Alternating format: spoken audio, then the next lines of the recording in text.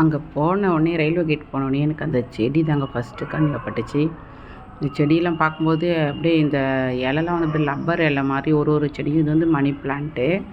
சில செடியோடைய பேர் தான் எனக்கு தெரிஞ்சிச்சு, சில செடியோடைய பேர்லாம் எனக்கு தெரியல. ஆனால் ரொம்ப அழகாக கரெக்டாக பராமரித்து வச்சுருக்காங்க. ஒயிட் கலர் ரோஸ் செடி இருந்துச்சு. அதுக்கப்புறம் இது வந்து திருநீற்று பச்சை இலை அப்படின்னு சொல்லுவாங்கள்ல, கிட்னி ஸ்டோனுக்கு நல்லது அப்படின்னு சொல்லுவாங்க. அந்த செடி அது. ஆனால் அது பேர் வேறு ஒன்றும் சொல்லுவாங்க, ரெனகலி அப்படின்னு சொல்லுவாங்க. இதெல்லாம் வந்து நம்ம ஆக்சிஜனுக்காக வைக்கிறது.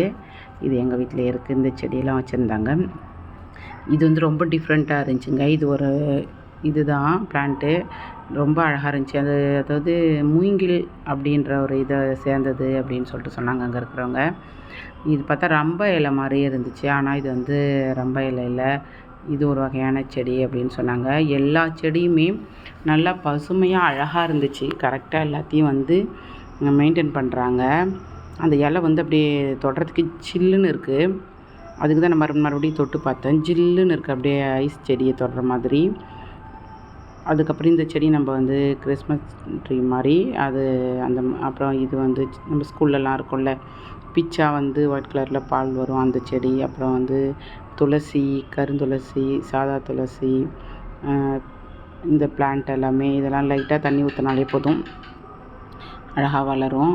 நல்லா சூப்பராக செஞ்சுருந்தாங்க. அதுக்கப்புறம் ஃபுல்லாக நம்ம வந்து உட்காந்து வெயிட் பண்ணுற இடம், ரெஸ்ட் எடுக்கிறதுக்கு எல்லாத்துக்குமே அழகாக இருந்துச்சு இந்த இடம்லாம். அதுக்கப்புறம் உள்ளே போய் கொஞ்சம் வீடியோ பிடிக்கலாம் அப்படின்னு சொல்லிட்டு போனேங்க. பாருங்கள், இந்த இடமே எல்லாமே ரொம்ப க்ளீனாக இருக்குது. ஆள் வச்சு கரெக்டாக மெயின்டைன் பண்ணின்னு இருக்காங்க. இது வந்து கிராமம் மாதிரியே இல்லை, ரொம்ப அழகாக வச்சுருக்காங்க. கரெக்டாக எல்லாமே டீசெண்டாக நீட்டாக இருக்குது. பாருங்கள், ஒரு கிராமத்தில் கொஞ்சம் காற்றடிச்சா கூட அதிகமாக தூசி வரும். மரம் செடி கொடிலாம் அதிகமாக இருக்கிறதுனால அங்கெல்லாம் ஒரே ஒரு இலை கூட இல்லை பாருங்கள். இதெல்லாம் பழைய இந்த கெஸ்ட் ஹவுஸு இந்த மாதிரி வந்து தங்குறவங்க, வேலை செய்கிறவங்க வந்து தங்குற இடம். அந்த பாலத்துக்கு இறங்கும்போது ஃபுல்லாகவே அந்த இடம் தான் இருந்துச்சு, அந்த பக்கம் ஃபுல்லாக. அப்படி இதெல்லாம் வந்து வெளியே அந்த உள்ளேருந்து வெளியே வந்து உட்காந்து வெயிட் பண்ணுற மாதிரி எல்லாமே அழகாக இருக்கு பாருங்கள். இங்கேருந்து வந்து ரொம்ப தூரம் கொஞ்சம் அப்படியே நடந்து போகிற மாதிரி இருந்துச்சு. அதுக்கப்புறம் நான் வந்து கொஞ்சம் ஷார்ட்டாக வந்து முடிச்சுக்கினேன். அவ்வளோ தூரம் வந்து நடக்க முடியல. எப்படி இருக்குது எங்கள் ஊர் ரயில்வே கேட்டுன்னு சொல்லுங்கள். நீங்களும் இந்த மாதிரி லீவுக்கெலாம் போனால் கண்டிப்பாக நம்ம சின்ன பிள்ளையில் விளாண்ட இடம், போன இடம், இந்த மாதிரி இடத்துலாம் கண்டிப்பாக பாருங்கள்.